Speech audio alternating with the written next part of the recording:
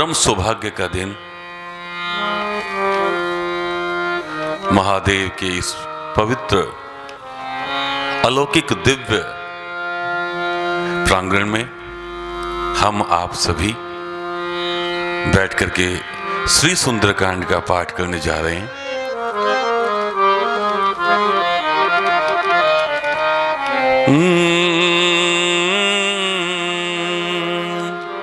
शंकर सुवन केसरी नंदन तेज प्रताप महाजगवंदन। शंकर सुवन या शंकर स्वयं केसरी नंदन हनुमान जी स्वयं एकादश रुद्र के रूप में भगवान राम की अपने आराध्य की सेवा के अंदर त्रेता युग के अंदर हनुमान जी का स्वरूप धारण करके जन्म लेते हैं। आप सभी जानते हैं कि रावण को ब्रह्मा जी से यह वर मिला था कि वो सिर्फ नर और पशु यानी वानर इन दो के अलावा किसी से भी मृत्यु को प्राप्त नहीं हो सकता था। भगवान पार ब्रह्म परम पिता परमेश्वर प्रभु राम अवतरित हुए। साथ में उन्हीं के स्वरूप में भरत जी, लक्ष्मण जी, शत्रुघ्न जी, मां जगदम्ब स्वयं किशोरी जी के रूप में, जानकी जी के रूप में अवतरित हुई। सभी देवताओं ने अपने अपने अंश से बाली, सुग्रीव, केसरी, नल, नील सभी देवताओं के अंशों से पृथ्वी पे अवतरित हुए। बहुत सुंदर लीला भगवान ने करी। बालकांड के अंदर प्रभु की बाल लीलाएं हैं और वो बाल लीलाएं देखने कौन आता है?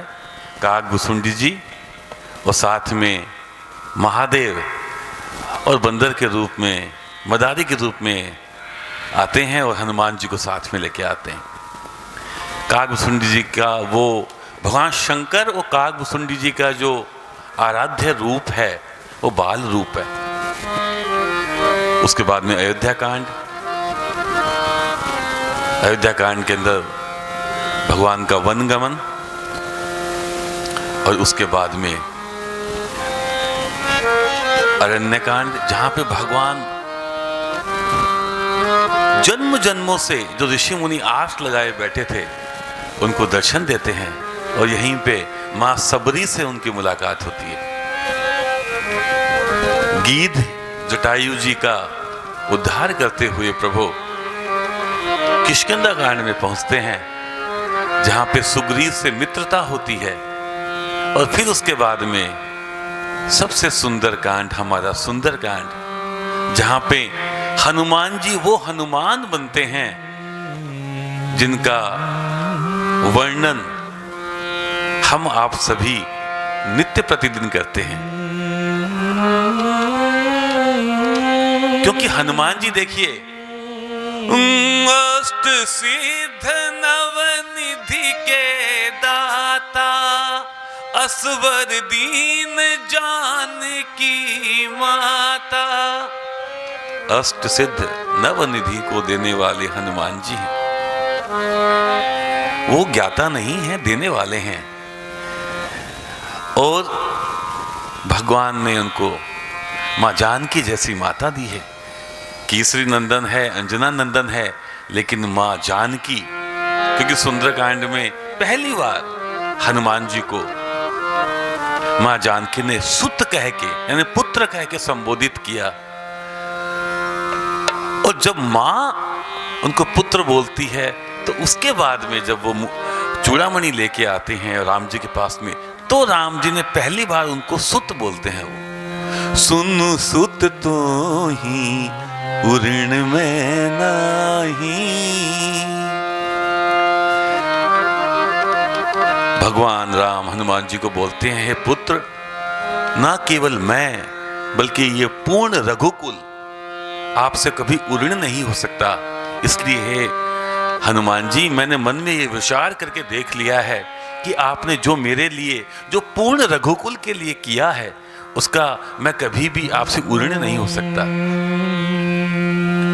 अजर अमर गुण निधि सुत हूँ, करहूँ बहुत रघुनायक छोहूँ। जगत जननी माँ जानकी जो रावण के द्वारा प्रताड़ित की जाती है, 1 महीने की अवधि दी जाती है उनको, हनुमान जी ऊपर सुनकर के बेचैन हो रहे हैं।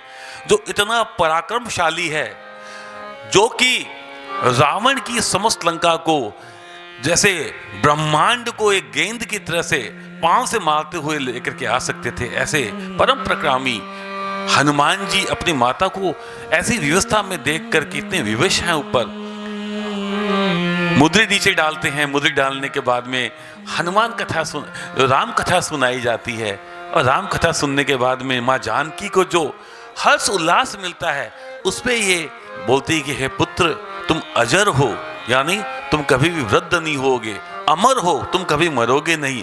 और कब तक नहीं मरे रहेंगे वो? जब तक कि इस पृथ्वी पे, भूभाग पे कोई एक व्यक्ति भी राम नाम का उच्चारण करेगा, जब तक ये राम कथा इस पृथ्वी पे सतत विद्यमान है, हनुमान जी विद्यमान होंगे। और उसके बाद में राम जी से ये वरदान मिलना, ऐसे मेरे हनुमान जी